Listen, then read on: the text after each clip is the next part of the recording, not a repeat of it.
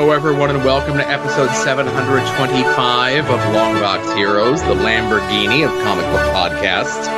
Joe and Todd here. Todd, hello. How are you? I'm doing great. 725. That would be like a legacy number, like anniversary issue if we were a comic. Yeah, anything with a 5 in it or a 0 at the end is technically an anniversary. Yeah. You know, But it's not. We're going to not have a bloated, oversized episode this week because of it. I know that. Right, on purpose. Mm-hmm. The next one we'll acknowledge is like 800. How about that? You not 750?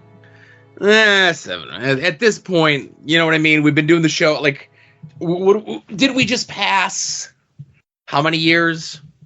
A decade of this show? 13 or 14 of the original. Yeah. From the originals. Oh, my God. I know. It's a long time, Joe. It certainly is. And luckily we say the number up front because we start the show exactly the same way, other than the fact that we alternate every week. Mm-hmm. No one would know if they were listening to a new episode. So right. And the only other difference is when we alternate is my opening writers are better than yours, Joe. Okay. That's all. That's all I'm saying. All right. Yeah, mine are very straightforward. Like in the news this week, has DC adapted Marvel's QR code opportunity? And DC cancellations that aren't Justice Society of America. Wow. Right. The return with a vengeance of the Rob Watch. Conventions this weekend. My walk down Lois Lane. Is Lois a murderer? Murder most foul. Right. What we read this past week, which includes Nightwing 117, Namor number 2, and Patra number 1. What we're looking forward to coming out this week. Todd and Joe have issues discussing the continuing our reread of Gail Simone's Secret Six. We're deep into Blackest Night stuff still, and we're going to give you a light reminder here and a heavy reminder later. There's only 2 weeks left to sign up for the soon-to-be-named network Longbox Heroes Pigskin Pick'ems. Yeah. So there's been much talk about QR codes. Right. Last week, I finally came around that maybe they're not good. I love when I get a slight win, Joe. Right. But it was announced, and, every time that it's been announced, and DC has been working hard to really try to push, a lot of their more recent stuff, retailer incentives, matching orders, and so on and so forth, right? Mm-hmm. But they are going to be giving out physical stuff as well in October with the launch of All In, and it is themed Justice League membership cards. Sweet. Batman, Superman, Wonder Woman, of course, a Justice League one where you could fill in the information for yourself. I wish I still had my Avengers one that came with an issue of Wizard 28 years ago. Probably. I had that one too. And then there's a Dark Side one which glows in the dark. Dark Side Infected or something like that? Yes. I wonder if that's important to the story. I don't know. Now, I will be getting all of these, pending availability at my retailer. Mm-hmm.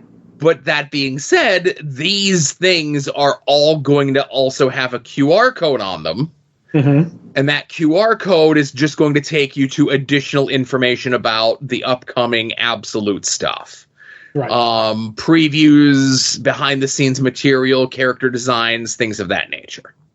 So what you're telling me is DC is doing QR codes done right? It sounds that way until they don't. Like, that's what it's currently being pitched as. Right. But this is stuff that's coming out 2 months from now. And again, I say 2 months from now, actually like 6 weeks from now. But just in case they decide to change that, you know? I'll say this. If it stands as is, yes, I'm 100% for it. Because there's nothing wrong with giving me something like that. You know what I mean? Like, here's some behind the scenes stuff, blah blah blah, and I'm fine with nothing that's a part of the story. And that's really cool. And the fact that they're on membership cards, I too also want all those membership cards, and I may want multiple of the one that like you write in your own stuff, because like any membership card, you should always carry it in your wallet. And I also had the Avengers card and wish I still had it to this day. I think those are so cool.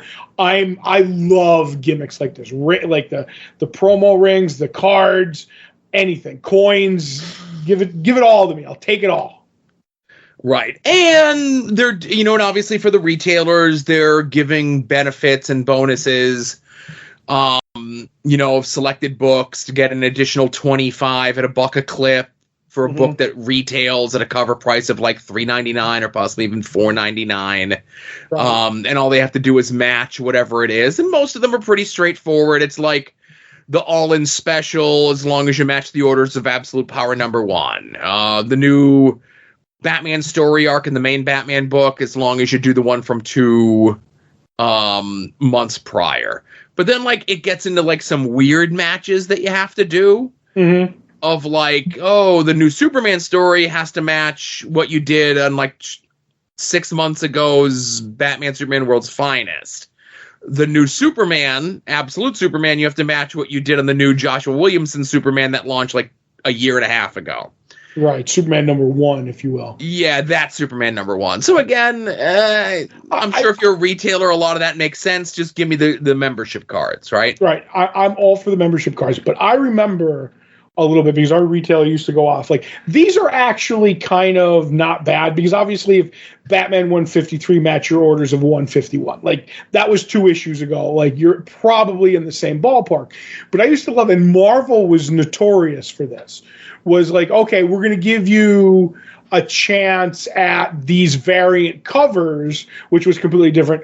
But like, if you matched your orders, like if you matched your orders of Squirrel Girl to last month's Spider-Man, you'll get this. And he used to go off, he'd be like, on which ones were comparable. Like, yeah, okay, if you do this X book against that X book. But they would always take one losing book and do a great variant, and then go like match the orders of your best-selling comic. And you'd be like, you'd have to be out of your mind. You're going to sit on those whatever books. I didn't want to say X book, but you know what I mean, like a book, and it just wouldn't sell. So when I actually looked at these, and from hanging around the comic shop and listening in and stuff, I'm like, a lot of these aren't bad. The weirdest one, like you said, is the Absolute Superman to match your numbers from Superman like a year ago. The fact that they're going to go back and look, double check to make sure, that one is like, I agree with you, but not too bad as far as I'm concerned. Right. Any retailer worth their salt should know those numbers, or should have access to those numbers, or something. And or know if it's worth the squeeze to do, you know what I mean? Like the interest in Absolute Superman compared to what he did. It's like, we got people asking about it. Like, you could gauge. Granted, you could be wrong, but at least you have an idea, Right. So we talked about cancellations at DC. Mm-hmm. So earlier this year, DC touted the return of the Elseworld books. And 2 of the Elseworld books are already seeing delays, so much so that they're seeing cancellations. Right. One, which already has the first 2 issues of it out, is something called Batman Gargoyle of Gotham. It was originally supposed to come out in May. Then it was resolicited to come out this month, and then it just got canceled. Mm-hmm. Another one called Batman the Barbarian, again, was supposed to come out 2 weeks from now, from Greg Smallwood. Again, an Elseworlds book, and now it just got canceled with no future, resolicitation date. Right.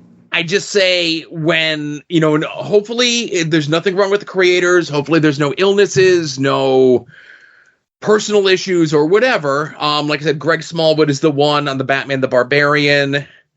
And the other one that has the first 2 issues out is someone by the name of Raphael Grandpa. Right. An artist, writer I'm unfamiliar with. But that being said, when the Batman Elseworlds books are getting canceled, I feel that does not bode well for the future of Elseworlds. Yeah, I would agree. Unless, you never know. Jeff Lemire might have a Batman Gargoyle and a Batman Barbarian book coming out, and hopefully these will be out by then. No, I'm just joking. I'm with you. I was never big on the Elseworlds stuff when they said they were bringing it back. Because there's not, and it's the same with the What If. Like I always say, the What If's got a better name, but What If had many premises that I remembered.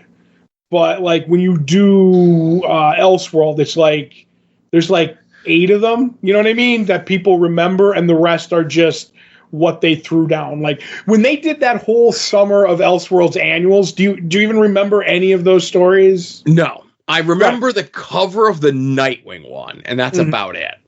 Right, but the rest, it's all right. We have the, if Batman became Green Lantern, if Superman became Batman, they were all those are the ones. Red Rain is the famous one that kind of started it when it wasn't an Elseworld. But I always felt like Elseworlds was a true gimmick at DC and should be used sparingly. And this was, to me, too much at once.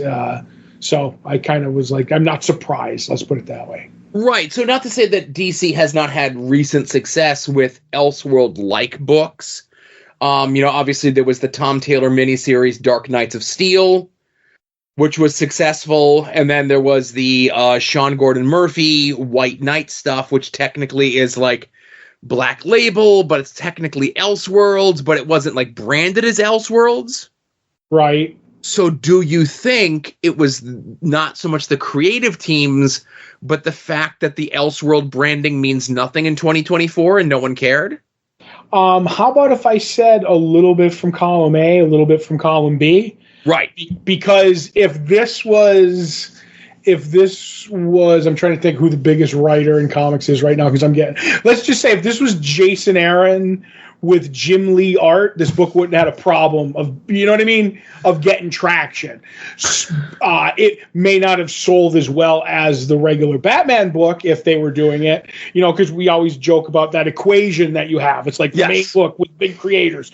Well, now you have the Elseworld book with big creators. It's not going to do those numbers. I think it's just the perfect storm of stuff, except for Greg Smallwood. That's the one that kind of surprises me because that's he's a pretty good artist, but we'll see if these ever come out or not. But I don't see too many upcoming Elseworld books in the future for a while. Right, and both of these projects are written and drawn by the same person. Which obviously that could be an issue. But speaking of things written and drawn by the same person. Ask not for whom the Rob trolls. The Rob trolls for thee. And now, the Rob Watch. It's the return of the Rob Watch. Yay! So this week, we see the release, some would say the escape, of Deadpool Team Up #1, which the Rob himself has touted as his final Deadpool story. Okay. Right. So the story comes out. So when this was initially announced many, many months ago, and when I say many, many months ago, I think we covered it on the show back in February, maybe. Right. Okay. So the Rob said, I'm retiring from Deadpool. Yep, it's official. I'm not going to read his whole press release, but this was around that time when he was starting to say, the hands are starting to go a little bit. The hand-eye coordination isn't going to be there. I'm 56 and I don't want to spend the rest of my life doing Deadpool stories, right? Mm-hmm. So now it finally comes out. So of course it gets reported, and then Bleeding Cool reports that the headline is Rob quits Marvel entirely. Now, again, maybe the wording is a little salacious in regards to the way this works, but Rob quote tweets the announcement and says, there is no quit. I will have completed the mission. I'm needed elsewhere. Oh. Okay.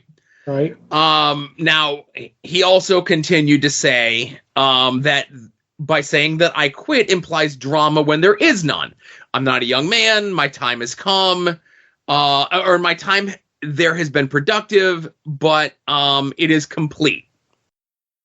I disagree with the inference that I'm quitting, but I'm happy to make the issue clear. The original article, and then so on and so forth. So then the Rob comes back out and says, I have completed over 180 pages this year alone. I don't anticipate that I have 5 more years of writing, penciling, inking at this rate. Simply put, it's getting harder. My extreme catalog beckons, and that is my priority. Maybe some bucket list stuff in between. Hi, Thundar. He never has to ask for a job, though. Okay. He didn't ask for a job. He's just saying hi to his friend Thundar. Oh, there you go. But doing Marvel work for hire is not an option. The stuff I've been doing, stuff with my creation, involves equity, a Fantastic Four run, a Wolverine story. None of this is wise use of the time that I have left. He also said, again, reiterating, I'm very serious about not doing any Marvel work, even so much so that I turned down doing covers for the upcoming 35th anniversary Cable book. Sometimes you have to make the break as clean as possible. It's not drama. It's discipline. I'm needed elsewhere. Right. He has to go back to his home planet. But what? Right. He keeps saying this, I'm needed elsewhere and my work here is done sort of thing, right? Which is personally just like very odd turns of phrase for the Rob to be using. Okay? Right. Now, I will also say this. If you remember earlier this summer, the Rob had some tweets about how he was maybe not treated so kindly by Disney Fox reps. That he didn't have it on his bucket list, that he would have been treated kinder by Warner Brothers people than he was by Disney Fox people earlier that week. Mm-hmm. This week's podcast was him extolling the virtues of how great Absolute Batman is going to be. Ooh. He's doing a variant cover for DC coming up here in the near future. Do you think Rob's got a DC project out there? Probably, but didn't he say DC was going under a few years ago? Well, again, this summer, Warner took his calls when Disney and Fox wouldn't. He's doing the variant cover. He spent an hour and a half on his podcast today talking about the calculated risk, because the Rob is big on risks, okay? Mm-hmm. I've been listening to the podcast. I haven't been doing the Robster recaps. It just, time constraints. It's just not been what it is. But he's been really big on taking these chances. And he feels that what DC is doing with the Absolute stuff is a big chance. Mm-hmm. And he thinks it'll pay off for them. He's certainly hoping it's going to pay off for them. But like Friday's show, it was just called The Challenge, right?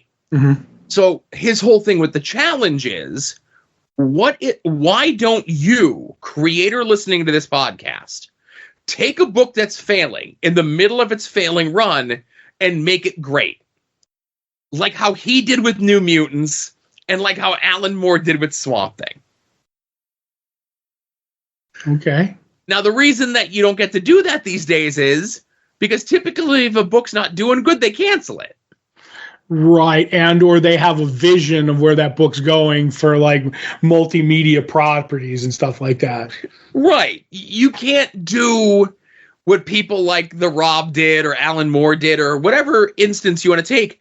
Frank Miller on Daredevil. It's always one of the things that the Rob cites, that Daredevil was a failing title. It was a book that came out once every other month because they're like, well, we got to keep the property alive, but like the sales aren't good enough to do an issue a month. Excuse me. So we'll do an issue every other month.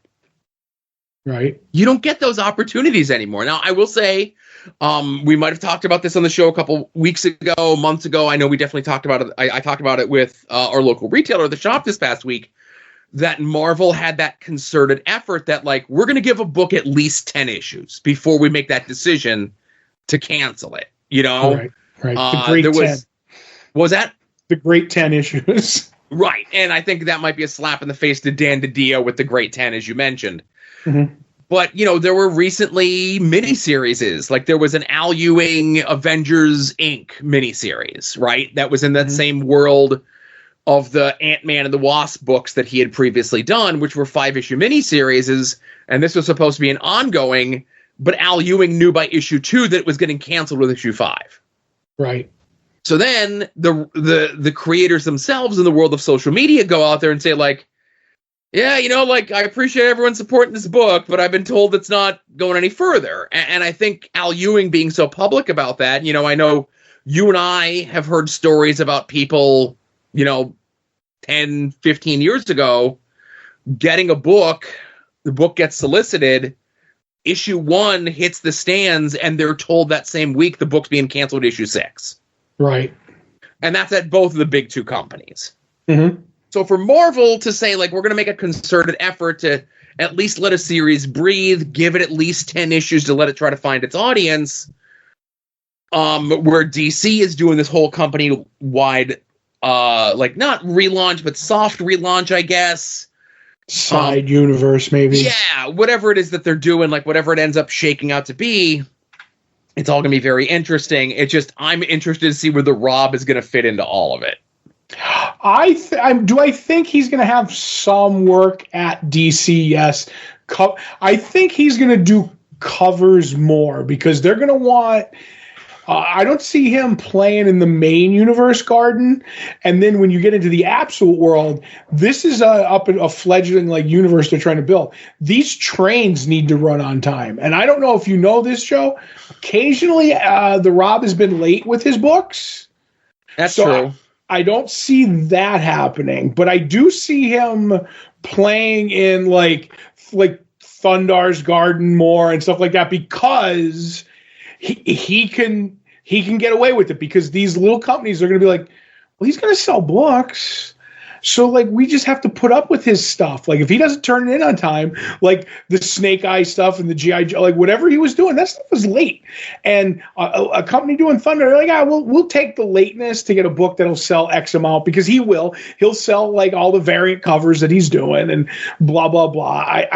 But I don't know. He's going to be around. And I'll say this, Joe, what do you think the odds are that he works for Marvel again? Because he stood his ground on many things and has not had the reversal of fortune that, you think he would do and go back and do things he said he wouldn't. Remember when he said he was done with CGC and he'd never go back? He never went back. Oh, wait, he did. These other stuff that he said he would never do and he goes back. It's only a matter of time before he goes back to Marvel and does something, Joe. Right. I never believe him when he talks. When his mouth is moving, I'm like, I just save it for somebody else, man. A great man said, don't count the lies, count the eyes. No? Okay. Yeah, I don't know. I think we'll see the Rob's days, by his own admission, may be numbered. But I could definitely see he's got one more Marvel story left in him. Right. And they're not going to pull the same Robert Downey Jr. gold dump truck up to his house. It might be like a little red wagon full of gold. I was going to say it'd be a Tonka truck full of money. Yeah. But they'll get the Rob back if they want the Rob back. But, if the Rob stands to his word and we're here 4 years from now and he never goes back to doing Marvel and then he officially retires, then, I'll eat my John Cena hat. But right. Conventions this weekend. Mm-hmm. We have the Tucson Comic-Con in beautiful Tucson, Arizona. It's a dry heat, they say. Brian Pulido, James O'Barr, Brett Breeding, some of the big heavy hitters of the 90s comics. One of my personal favorites, Scott Collins, Jamal Igle, and Terry Moore are going to be at that one. Nice. But the biggie this weekend is Dragon Con in Atlanta. Yes, it's a comic book convention, but it's more of a sci-fi fantasy literature convention. Right. If you are into sci-fi fantasy literature, I'm sure there's a lot of names there that you would recognize. But the names I recognize are people like Jason Aaron, Tim Bradstreet, Kelly Sue DeConnick, Amanda Connor, Jimmy Palmiotti, Adam Kubert, Carrie Nord, P. Craig Russell making a rare comic book con appearance. Mm-hmm. I think this may be the second time that we've mentioned him this year, but the first 2 times that we've mentioned him in forever. Right. And Larry Hama is going to be there as well. We talked about Larry Hama last week. We talked about his Kickstarter. I saw the Major Boys actually even tweeted it out. I guess the guy who's doing the art on the book with Larry Hama is a Major Mark, as they say. He's a toy boy. Right. So that was very nice of them. They've got a very big audience, so hopefully those folks can help put a couple bucks in Larry Hama's pocket.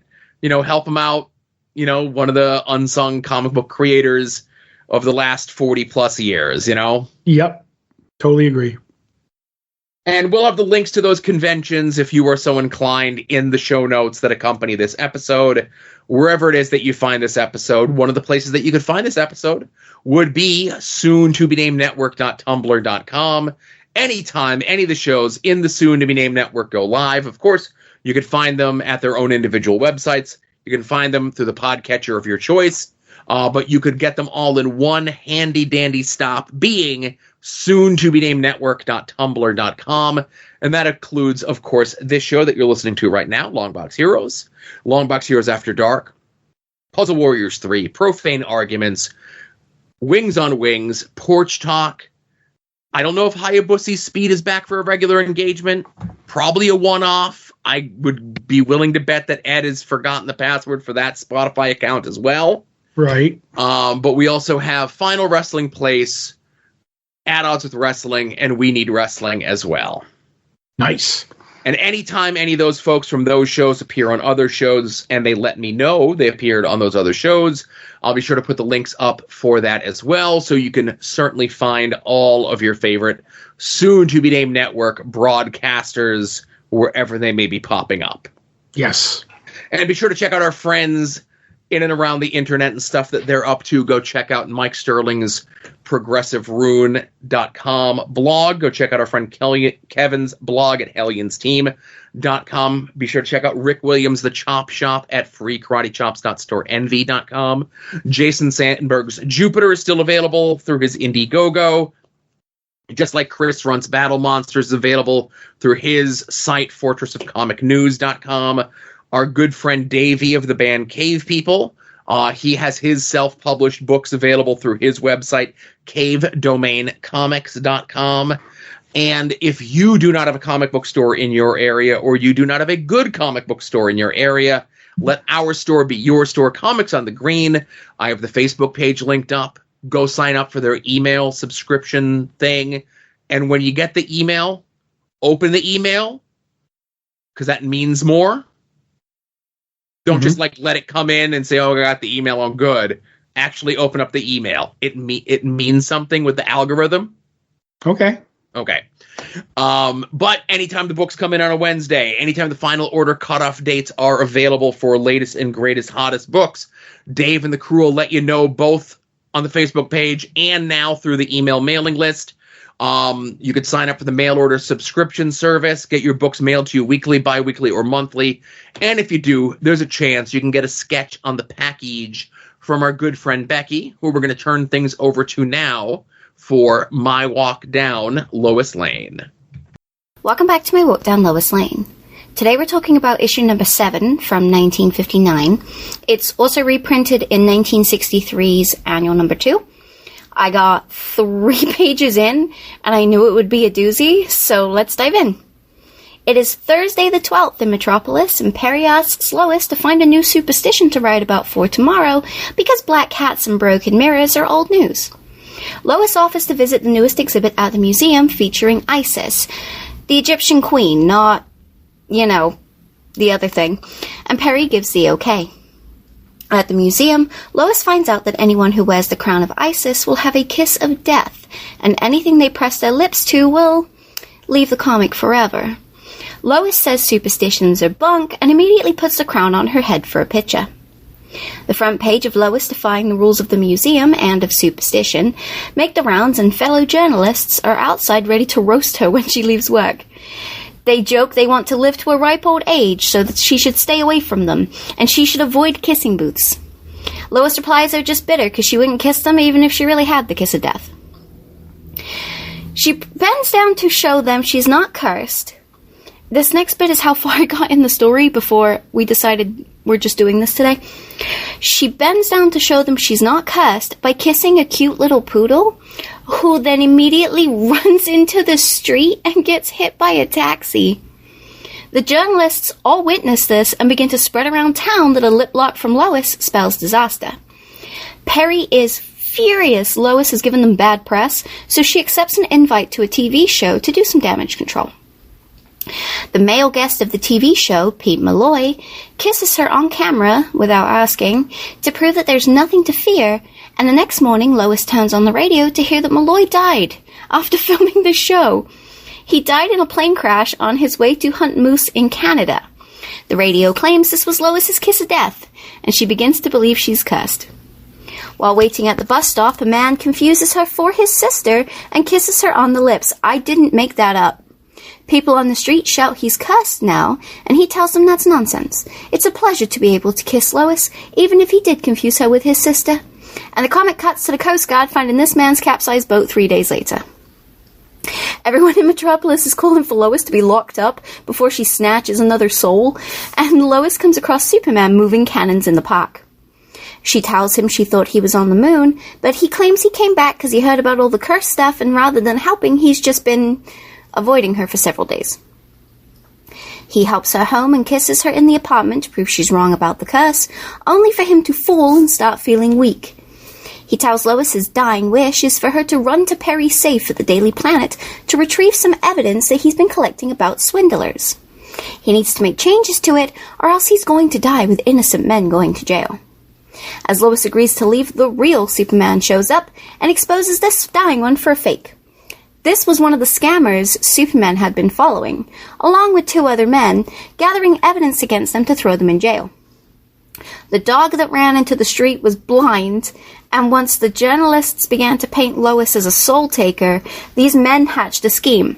The man who kissed her on TV at the station and the one who thought she was his sister are the other 2 scammers. They faked their deaths to get away from Superman.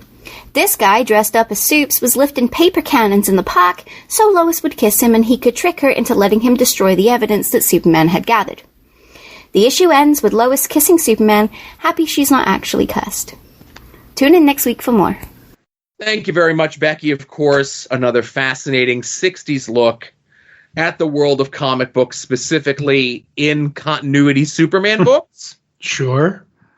My favorite part is where and again, spoilers everyone for the thing that you just heard, is for when the fake Superman wanted Lois to go to the Daily Planet to get the file on the group of swindlers. Oh, swindlers. That Clark was doing a story on. Swindlers. It's such a great word that nobody uses anymore. Oh, they're just doing opportunities, Joe, these guys. And I will say, when it comes to swindlers, Joe, like, today's swindlers have it easy. All I need to do is get your social security number. Back then, you had to make paper cannons, Joe. Like you had to have multiple people. You needed to have lookalikes. Mm-hmm. You needed to have dogs. You need to have. It was a lot of work to get that file, right? Right. To swindle, it was a job. It was almost as difficult as having an actual job. Right. Somebody of my family knew. He was a guy who was he ran opportunities all the time.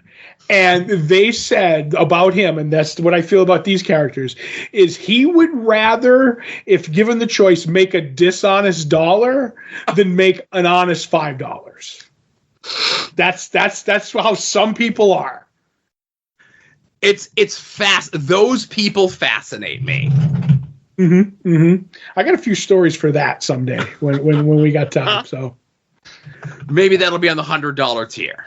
There you go. Todd, let's get into what we read from this past week. Where would you like to begin? I want to start with the book we were both looking forward to most, which was Nightwing 117, written by Tom Taylor. Beautiful art by Bruno Redondo. So Dick Grayson has gone to, I don't know how you say it, I always mess it up, but Nanda Parbat, where, Dead Man kind of lives, and he can see him there. And he's going, because in the past, when Dick had a problem as a child with the Flying Graysons, because his parents were kind of down, he showed up and he kind of helped him get through some issues that he had because he fell back then. He's going to help him now.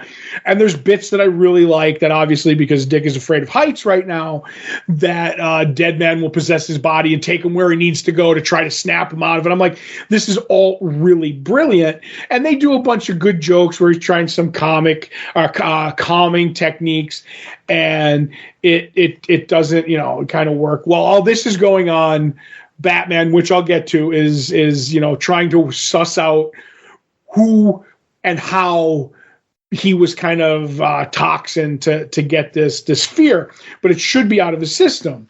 So, like I said, Dead Man's helping him, and then it's time for him to kind of go, and he's been thinking about something. And the bit where we're on the mountain, and he's like, to get down, he has to jump off, and he's just clinging to the mountain all night, and Dead Man shows up, and he's like, you've been here all night? He's like, listen, he's like, I know I said I'd leave you, but I'm a ghost, not inhuman. That is a great line. And through a series of events, Dick maybe figures something out, and then he ends up going back home to Bloodhaven. But my favorite part of all this, even though this is really good, is that Batman, even in only 3 pages, he's been running around as Dick Grayson, as Nightwing. And I love that so much, because I got goosebumps right now, because of Bruno Redondo is the brilliance of here, is the sheer difference of how Bruce looks in the Nightwing costume and how Bruce functions. And in art, which there's no movement, I could feel how Dick Grayson moves as Nightwing, and I could feel how Bruce Wayne moves as Nightwing, and Dick moves like a leaf on the wind. Watch me soar. Where Bruce is like a tank, if that makes any sense. There's no finesse. There's no nothing. He kicks in a door, and it's just brutal. And Dick is very happy. He's like, oh, like you cover for me? He's like, yes. He goes, I even quipped twice, and I was like. That is a great bit, because you don't give full on humor to Batman, but in an interaction between Dick and Bruce, it's okay once in a blue moon, and I love it. And then so Dick is back, and he ends up going after because they kind of figure out who Heartless is, and he's going to take them all down. But there's a revelation at the end that I won't give away, and they kind of hint at it throughout the book as to what Dick Grayson was missing about his origin. And it took me for a loop and threw me back, where it does some interesting stuff but changes nothing in a good way.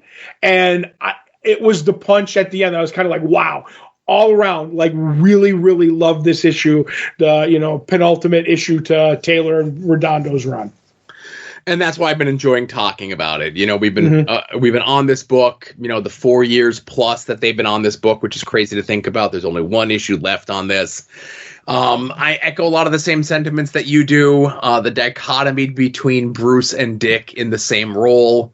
It was many, many years ago we saw when Dick replaced Bruce as Batman, how different that was. Visually, thematically, and everything else like that. I think this could be, and obviously if I'm wrong, there's a very good chance that I am, but this is the first time in a long time that Bruce had to replace Dick as Nightwing. And I don't know if he's ever had to. Right, and again, I'm hedging my bets, saying that there was probably at least one time that he had to. Right. I'm doing the odds of the margin of error of plus or minus one. So no, I get you. Fair enough. But it makes me think as though it's such a good bit that I'm surprised no one has done it up to this point. I agree. And if Bruno Redondo and Tom Taylor are done with this book, I would like to see in a year or whatever a mini series where Bruce was Dick, it was Nightwing, in between, because we don't see him because Dick has gone off for weeks to get away. I'm like, well, I had to do this crime, and he had to solve another one that has nothing to do with what was going on with his book. And just give me a mini of Bruno Redondo and Tom Taylor doing Bruce's Nightwing for 4 issues on a case in Bloodhaven, and I'll buy the heck out of it, Joe. Right. And I mentioned before the difference between the two. Of course, they both find out at the same time the identity of Heartless. Mm-hmm. And, when Dick has the revelation, of course, he's calm and everything else like that. And then he rushes to a phone, and then he gets patched through to Bruce, who is, fighting crime and swinging through rooftops and everything else. And, Dick is very frantic in regards to this revelation. And Bruce is like, yes, I figured as much. I'm on my way there right now. Very matter-of-factly, because of course he's Batman. Of course he figured it out. But it's not like I need to stop and tell everyone. I just need to stop this. Right. Essentially. Yeah. Right. Get the information we need. Maybe we can help this, Right. Now, the other thing, of course, that happens at the end of this issue, which is played as a cliffhanger, you're not spoiling it. I'm not going to spoil it. We'll talk about it in 2 months when the issue comes out, of course. I'll say this in regards to what you said about what was missing from Dick's origin that maybe he didn't know. For some reason, I thought this had already happened. You've read more Nightwing than I have, so... Right. So it's not so much that... And again, I have to tread lightly with this. For some reason, I thought they added this in during a big multi-part Bat story when Scott Snyder was writing the book. Okay, maybe. Okay, and it could have just been maybe false memories with this person kind of messing with everyone. Right. Or this could have been like a way of like, well, this person is saying this, but because they're not a trusted character, maybe they're lying. Maybe now it's not a lie. Right. Okay. Because when I read it, I'm like, oh, okay, I get what they're going for, but I'm like, I could have sworn this already happened, but it's new to me, so yeah. We'll wait for the next issue. It'll be all revealed there, right? Mm-hmm. But as mentioned, there's a creative team on this book that I am very sad to see go. I am always going to give a Nightwing creative team a chance, a role, an offer, an opportunity, if you will. We talked here before. Now, the new creative team is taking over. I forget who the artist is, but the writer is Dan Waters. Unfamiliar with until recently. The Dex-Star story in that Super Pets book that Todd had mentioned was very, very good. And just based off the strength of that 8 or 10-page story, that's more than enough to give him a whirl, give him the benefit of the doubt, not to have a little red tick mark next to on the spreadsheet for when he takes over Nightwing, Right, yep. Did you have any other thoughts on Nightwing before we move on to the next book? Nope, I gave everybody everything I had on that one, so... Okay. Next book that I think we both had on our list could have went one way or the other regards to what we're looking forward to, which was Patra, #1 from Dark Horse Comics, written by James Robinson, art by Scott Collins. A very much a 1-2 punch on creators. I don't think these two have ever worked together before. They might have during Blackest Night, but I don't know. Mm-hmm. Could be. Don't hold me to that. So I could be mistaken, but if James Robinson was doing stuff during Blackest Night, I think Scott Collins was doing whatever Jeff Johns was doing with the Flash during Blackest Night. Okay, maybe. If I was to think about this. So, essentially, this book is the story of a little girl who was kidnapped by a serial killer. And this is someone with a pattern of abuse who goes and kidnaps kids to try to recreate a flashpoint in his own life to whatever, right? And we are finding this all out while this girl is trying to piece together what's going on to her, while the doctor of the asylum that this guy broke out of is explaining all of this to the police. Right. And obviously, as she's trying to remember what's going on, The doctor is telling the police what's going on. We also have the killer chasing her down. Mm-hmm. And she's having flashes of maybe she has been affected, changed, or whatever that this guy had done to her. Yep. Now, obviously, you picked this because the creative team, James Robinson, you're not much of a horror guy. I'm a little bit more of a horror guy. We talk all the time that sometimes horror does not work the same way in print as it does in other forms of media. I liked this, but it felt a little light for an issue number 1. Okay. I like this, and I'm not the horror guy. This felt a little too much like Halloween for me. Okay. And I've seen, like, yeah, it's one of the few horror movies that I've seen. The only, like, kind of difference is there seems to actually straight up be a bit of a supernatural tinge to it. So that's a bit different. But the guy reminds me definitely of Plachette's character from Halloween. Right, Donald Pleasance, yes. Pleasance, I'm sorry. But yeah, so I mean, I enjoyed it because I'm a big James Robinson guy, and I do like the tweak to Scott Collins's artwork to be like a more horrific kind of bit, and I like the red coloring to it and everything. But like I said, horror isn't my bag. Like, I enjoyed it. I'll leave it at that. So where I say that this comes, I enjoyed it too. I'm getting the whole thing. I think this would have worked better as kind of an Ed Brubaker, Michael Lark graphic novel. Mm-hmm. As opposed to a miniseries doled out over, 4 months or whatever it is. Right. I think the whole thing at once would have worked better. I get why they're releasing it this way. I have a feeling that the doctor is in league with the killer. Right.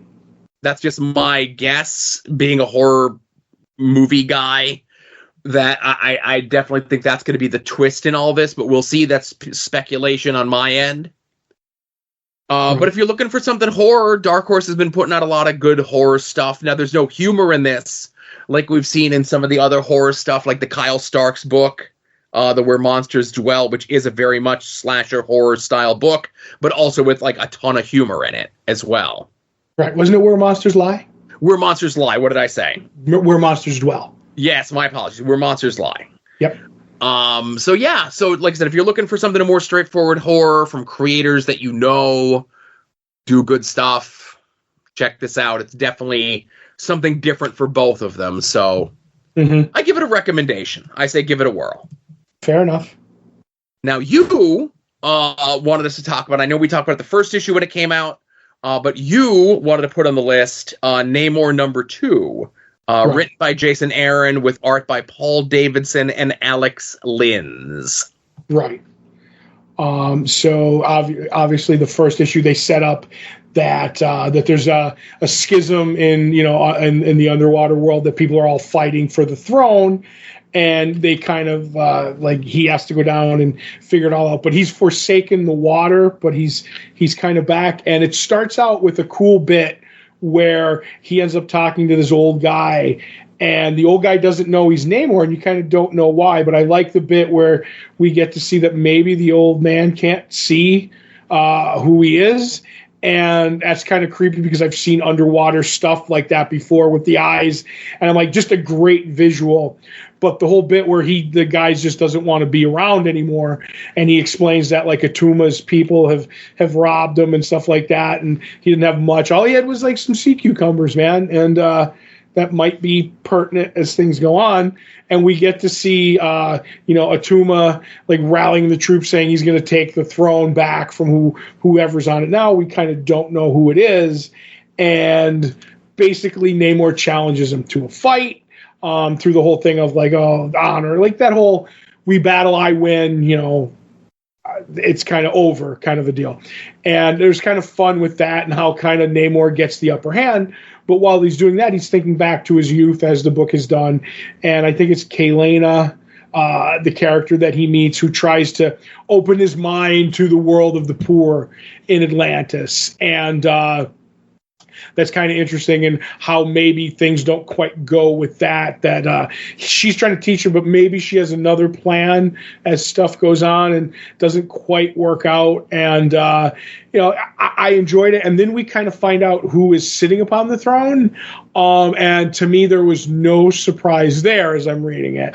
But otherwise, I really liked, because it's Jason Aaron, so it's a well-written book. I like when, Namor kind of does his thing with Atuma, and you get the bit where he's like, all right, everything's cool. And he's like, wait a minute.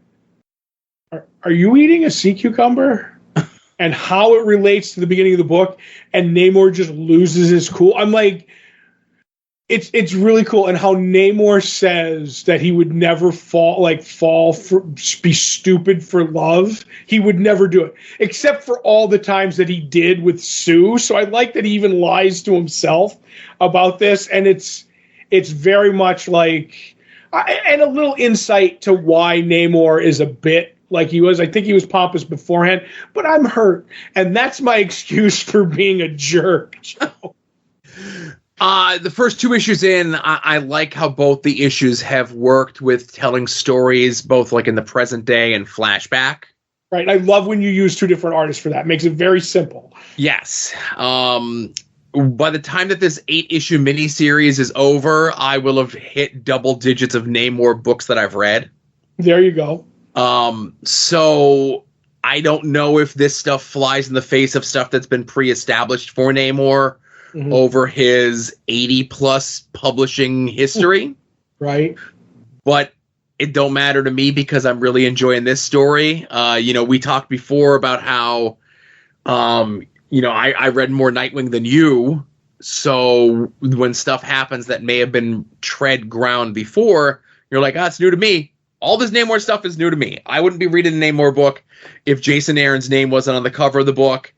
And luckily he's doing a good job. He's not like putting in 70% effort. I feel as though he's definitely got a story to tell. Hopefully that this fits into whatever the future narrative of Namor is going to be. And maybe I'm an idiot. I was surprised on who the king was revealed to be at the end of the issue. Yeah, I just felt like it was kind of a no-brainer because we weren't introduced to too many characters this month. Yes. So, yeah, I'm the same way. I haven't read a lot of Namor issues, and I don't feel that any of this flies in the face of what I've read. But if it did, I'm in the same school I think you go to. And that is, if it's really good, I don't care. Yep. I know there was some discussion. It didn't hit our news sites, but I saw a couple of people tweeting out about it.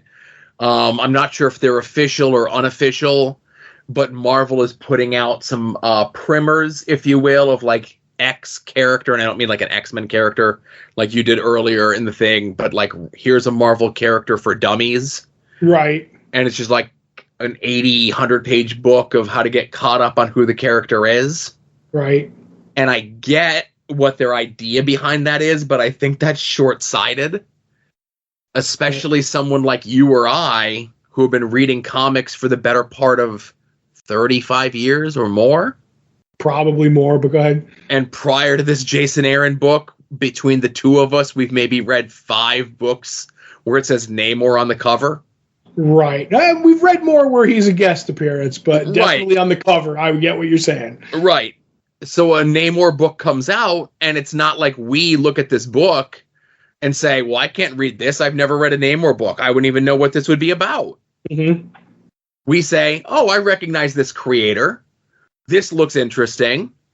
I'm going to buy this book. Now, granted, obviously a new reader doesn't have that same thing to know that like a Matt Fraction book or a Jason Aaron book or, a Tom Taylor book or whatever, writer you want to talk about would know that if their name is attached to it, then there's a very good chance that it's going to be a very well-written book. But maybe are we jaded that it's easier to get into comics than you think? Like, I don't think you need to know the entire history of Spider-Man to enjoy a Spider-Man comic. No, listen, I just think, but to be fair, and I'll play devil's advocate to that, there are some writers who make it very hard to get into the first issue. Do you know what I mean? Mutant books? mutant book. Well, any book. Like, you take any character you want. I get you. It could be done badly. Yes. Mutants are a little harder to get into. But I feel like that's the exception instead of the rule. As long as, like, you kind of get some information of, this isn't the middle of a storyline. You know what I mean? Because that hurts you too. You know what I mean? It's just all this stuff that you had 3 issues that you kind of had to read to set stuff up. But other than that, I feel like a number one, if a writer is doing a great disservice if he makes it fathomable in the first issue. So I'm with you. I just think it's a lot easier than people say. I think there's a lot of naysayers out there who just feel that maybe comics have passed them by, if that makes any sense. Comics have not passed you by. No. If you're a listener to this podcast and you're not reading comic books, go to your local comic book store and just look at whatever the new releases are and pick something up. Ask the person working at the shop saying, like, hey, I haven't read a comic book in 5, 10, 15, 20 years. Or ever. You just listen to this podcast because you like myself and Todd. Mm-hmm. Go to a local comic book store. Go online if you're not near a comic book store. Digital, look at the new releases. There's a number one. You've heard us mention names before, but again, it's so difficult because we're speaking to people that have some sort of inclination for comic books. Right. I just kind of wanted to get that out there. If you're like not reading stuff and listening to this show, or you're reading old stuff or whatever it is, there's tons of great comic books out there, and it's easier to get into comics than it's ever been before. Yep. And if you have a shop that's even like a smidge worth their salt, Joe, they can help you find what you want. Like, our shop has a recommended reader rack. Do you know what I mean? Like, yes. So all the people that work there put out what they want, and I look over. I mean, not all of it's free, but I look at it, and I'm like, 3/4 of that I know, and it's really good. You know, so like you have that, and it's like anything else. Ask questions. If you're going to go to a restaurant you've never eaten at before and you don't like tomatoes, ask if there's tomatoes in that book. And I know that's maybe a stupid analogy, but what do you like? A good retailer can narrow down something that you like, and that's the best way to do it. Yep. Speaking of which, that's what we've read from this past week. Let's get into what we're looking forward to coming out this week. Todd and I attempt to guess what the other is most looking forward to coming out this week. Hang on. Scratch that. Pull post. Longboxheroes.com every Tuesday around noon Eastern time. We put up the poll post, which is a link to all the books that are coming out this week, whether you get your books in print, whether you get them digitally, whether you get them sent to your home. Be forewarned, be forearmed, know what's coming out this week. As mentioned, Todd and I attempt to guess what the other is most looking forward to coming out this week. We are currently tied at 27 correct guesses apiece. So it's like we're starting at 0. Right. Looking over your list. And one of those books I won't be getting this week, I'll be getting next week. Is it Flash Gordon? Yes. Okay. Now, so a question I have for you, obviously you may have gotten the Iggy. I did not. I lamented in the post that whatever's dealing with Mad Cave, Flash Gordon is on the Diamond list this week, but it's on the Lunar list for next week. So obviously our store's getting it from Lunar this week. Perfect. Batman Offworld 5 was on the early Lunar list on Wednesday last week. Mm-hmm.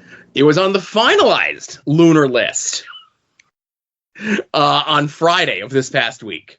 Mm-hmm. It was not on the Lunar list today. Right. So did Batman Offworld 5 come out? Yes, it did. All right. That's good to know. When it got pulled off the Lunar site today, I'm like, oh no, what happened? But that's not the book you're most looking forward to. We're back into the swing of things. It's been a year and a half. It's the last Wednesday of the month. You're looking forward to Saga 68. Sure, definitely. And I just figure I'll make this super simple and quick. Also the same for you. Yep. It's Saga. It's tough to beat Saga. There's a lot of interesting stuff. I have a feeling we'll be talking about 0 Hour 30th anniversary next week. If we could, and there might be other books on there we'll be talking about. Who knows? Who knows? But yeah, Saga number 68. If it's a Saga week, it's a pick, it's a gimme, it's a layup. Right. While you're over at longboxheroes.com, of course, be sure to check out past episodes of this show, past episodes of Longbox Heroes After Dark. And we are less than 2 weeks away, maybe a day or two more than 2 weeks away. We're a week and a half as we record this. Week and a half. The kickoff of the football season is not this Thursday, but next Thursday. So if you have not signed up for the Longbox Heroes soon-to-be-named network Pigskin Pick'ems, be sure to do so. The pinned post at the top of the page there at longboxheroes.com will take you to a step-by-step walkthrough. If you've done it with us before, it's super easy. If you've never done it with us before, it's relatively easy. Right. Just make sure that you're clicking all the way and the team that you're selecting turns the color that it's supposed to so that it registers your pick. Yes. And the other thing is ESPN is owned by Disney. So if you have a Disney sign-in, just use that one and you'll be able to do it, because we've had problems in the past where somebody's like, oh, I do Disney Plus and blah, blah, blah. And then they signed in another one and then they use their email from the Disney Plus and it'll tell you have an account, but it's not the one that you did your picks with, if that makes any sense. So there's a lot of confusion there with some people. So use whatever login you're going to use, and that's the one you have to use all year. Yes, and if you have questions or concerns or you want to sign up and you're running into issues, tweet at Todd. He'll tell you. I'll help you out. This is Todd's baby. Yeah, and hey, listen, I think I run it pretty good. There's no better, commissioner than Todd, What? I was thinking about something else unrelated. Right. Also, not continuing to be unrelated from football is Todd and Joe Have Issues, where we are rereading all of Gail Simone's Secret Six. We did the Villains United stuff. We did the Birds of Prey stuff. We even did the Suicide Squad Blackest Night tie-in. We're still tied into Blackest Night, but we're back to the regular Secret Six, numbering with issue 17 that we'll be talking about this week. Which is, of course, written by Gail Simone and John Ostrander with art by Jim Calafiore. I think this is the beginning of Jim taking over as the regular penciler for this book. I'm 90% sure on that, but, don't hold me to it. And not to take anything away from Nicola Scott's art, which had been great and beautiful and everything else. But as this little story arc is taking place with the Blackest Night stuff, I feel as though Calafiore's art, which is a little bit more angular, a little bit more hard-edged, a little bit more almost sinister looking, works better for this particular story that's going on. I'll say this about the two artists, because they're both good. You know what I mean? Yes. I would say my brain almost equates, my brain, Calafiore might be my Secret Six artist. With Nicola Scott being a close second, but I don't know why. If you just shot out at me before we were doing this, and they're like, Todd, who was the artist for Secret Six? I would go to Calafiore first. I think when all is said and done, he ended up doing more issues total. Right. Yep. But it's not by much. It's maybe 6 more in total than Nicola Scott did. Right. Now, we talked earlier, and this might have been intentional by me, maybe not, in regards to talking about a good writer, getting you involved in a story. If a writer cannot hook you with an issue 1, then they're not worth their salt. If a writer happens to luck upon their book crossing over with the big DC crossover event, and you came to this book for the first time maybe through the big crossover, then they should be able to do a good job to hook you into their book while you're still reading the big crossover book. And that's what Gail does here. She does a great job of establishing the who's and the whys of both the Suicide Squad and the Secret Six. And I say Gail, but, Ostrander has the co-writer credit on this as well. That this book reads like a book for people that have been reading this book since the very beginning, like you and I are and had been at the time when this was being published. And with the idea that somebody might have came to this because they picked up Suicide Squad, and now they picked us up because they wanted to see what happens next. And they don't know what our characters are doing. And Gale does a great job of weaving everything together that it doesn't feel like it's a huge exposition issue. Right. Because a lot happens in this issue. Yes, there are a lot of things going on. Right. So Yasmin, who was introduced in the previous issue, she was the Suicide Squad member who was not Deadshot. Mm-hmm. Well, not only is she now not Deadshot, she's also not alive, and she's also now a Black Lantern. Mm-hmm. It's been a while since I read Black Lantern. I forgot that the Black Lanterns see the people as the color spectrum that they're most in tune to. Oh, Joe, I had completely forgot. So I was like, oh, whose color? Like, once it hit, yes, I did a deep study of what colors were with who. And my favorite might be Ragdoll is just inundated with colors, Joe. Inundated. He's like every one of the rainbow. He's every color of the Lantern emotional spectrum at once. Which was a great bit. The only way that it would have been better if he was none. Right. Yes. But you got to go one extreme or the other when it comes to Ragdoll. Mm-hmm. We are reintroduced to Insignificus and the rest of the lowlings that Jeanette has working at the House of Secrets. Right. And their dialogue, especially speaking to any of the women in the group, is always a delight. Yes. We get, but like as all the pieces are being moved around and the members of the Secret Six are interacting with members of the Suicide Squad, we get the big fight between Catman and Bronze Tiger. Mm-hmm. Now, I think I just saw it solicited or mentioned that Tom King and Ryan Sook are doing, by their own admission, a WWE inspired, and again, you got to say WWE because it's hot, it's the hot thing right now. A WWE inspired 6-issue miniseries about Black Canary in a fight, and the fight takes place over the full 6 issues. It's one fight over 6 issues. Mm-hmm. I wish that book, instead of being about Black Canary, was about Bronze Tiger and Catman. Fair enough. I hope that that one that they do with Black Canary isn't a story for babies, but I'll say this, Joe.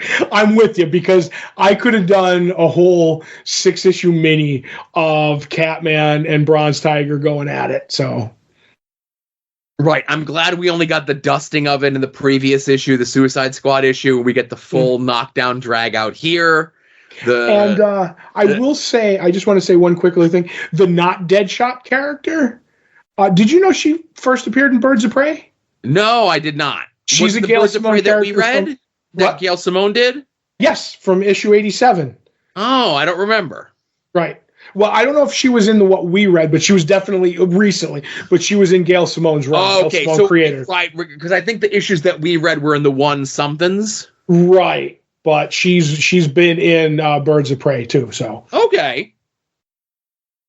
But again, I really like this issue a lot. There's still a lot more going on. We still get one more issue left, and the end of it kind of gets teased that like, okay, Suicide Squad and Secret Six, you need to stop fighting each other. Mm-hmm. Because now the Black Lanterns are here, and they're a much bigger threat than you two goofballs fighting with each other.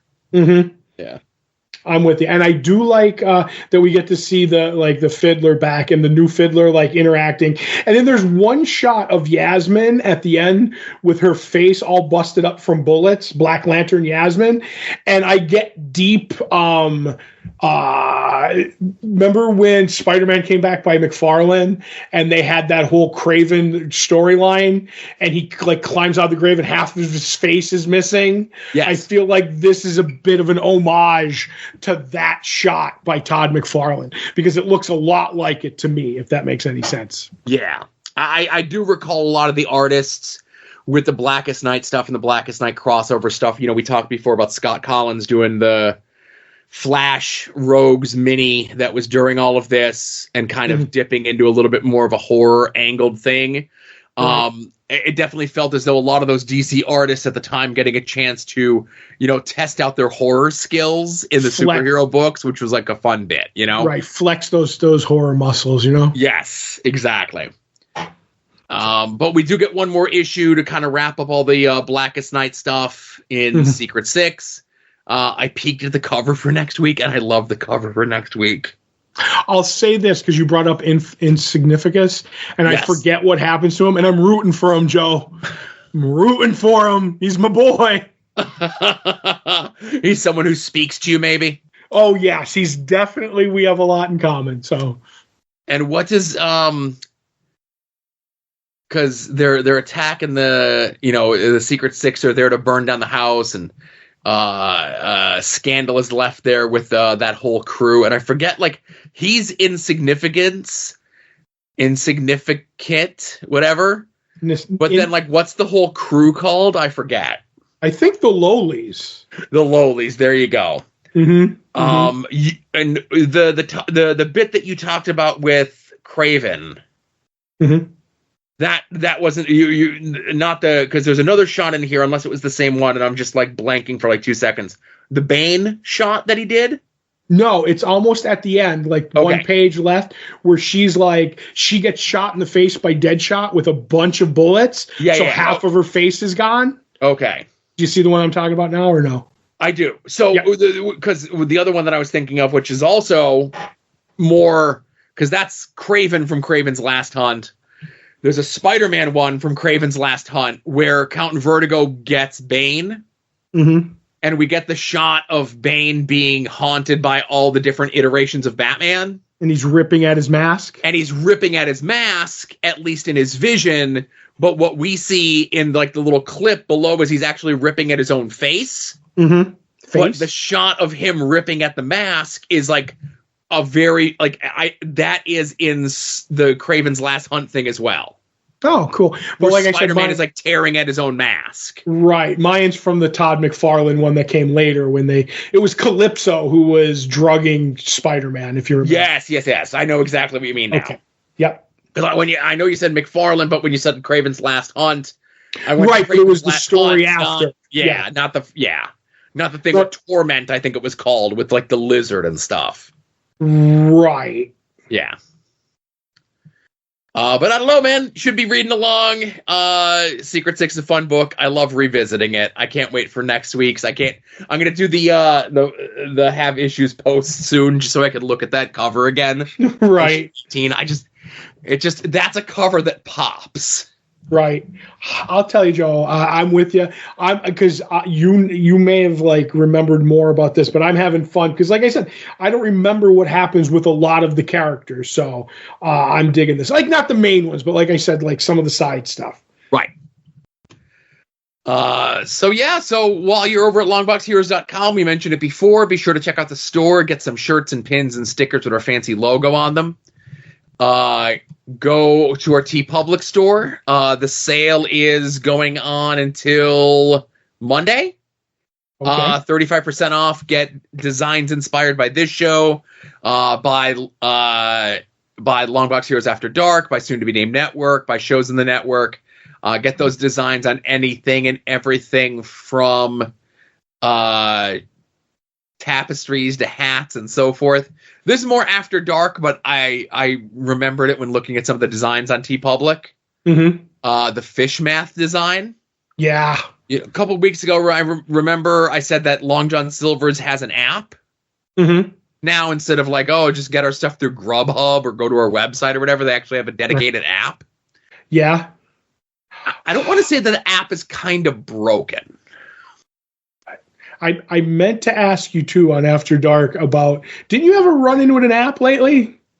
It wasn't an app. It was, you know what? I'm going to make notes for myself to talk about food stuff for next week's After Dark. How about that? Okay, fair enough. I'll talk about the Long John Silver's thing, and I'll talk about Popeyes. I'm going to make notes for myself. Okay, neither sponsors. But if Long John Silver's wants to be, hey-oh, Right. I can make fish. I can sell you fish math at a very affordable price. Right. You've appropriated their brand. Now you're going to sell that reappropriation back to them.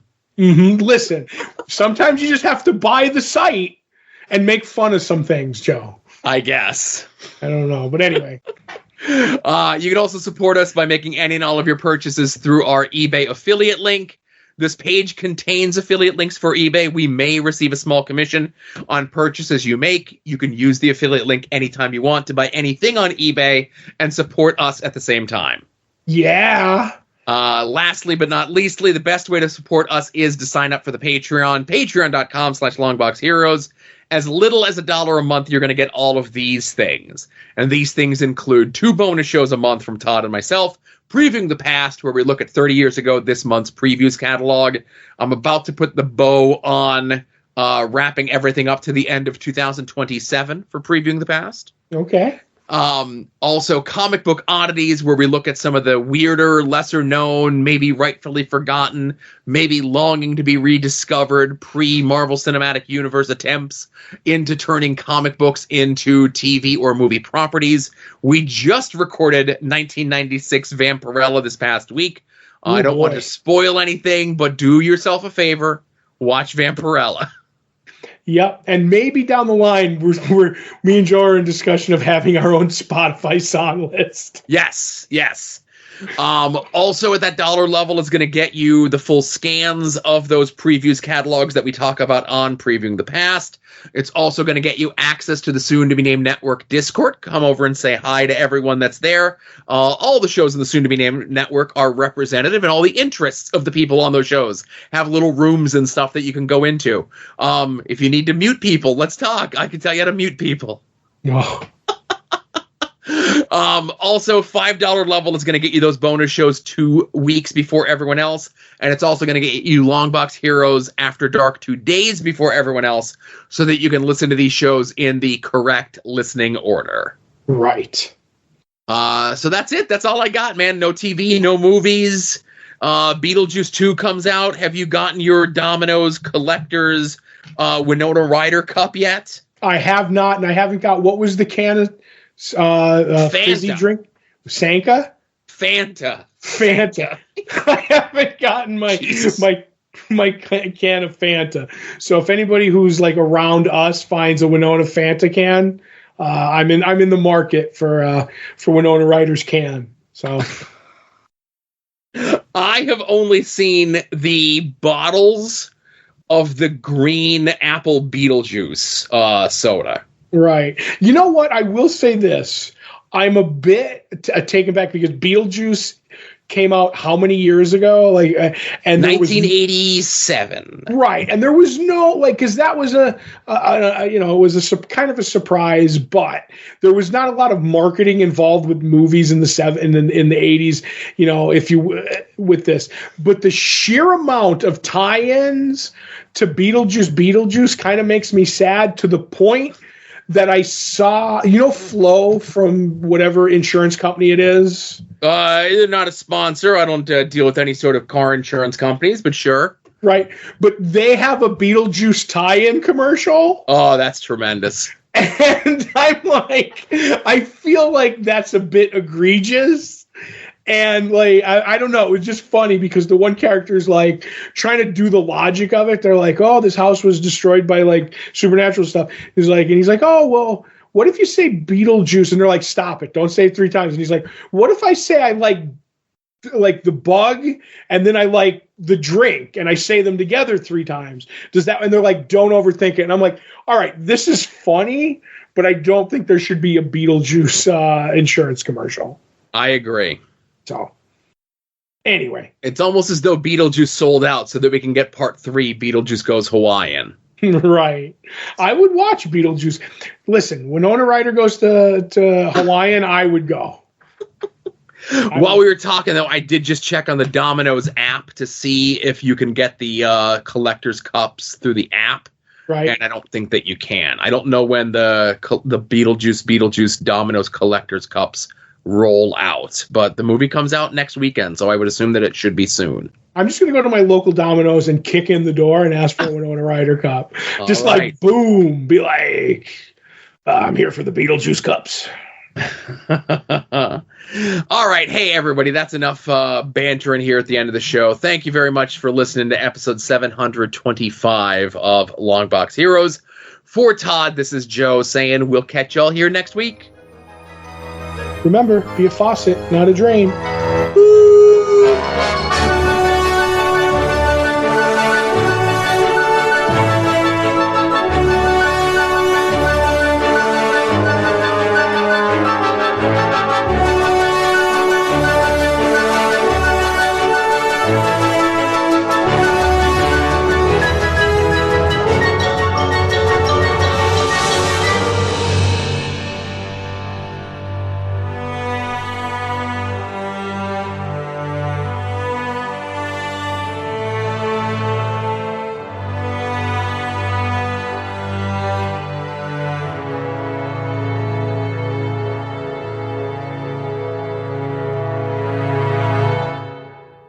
You're listening to the soon-to-be-named network, the Lamborghini of podcast networks. The Rob is a Longbox hero. The Rob is a Longbox hero. He gives us five stars.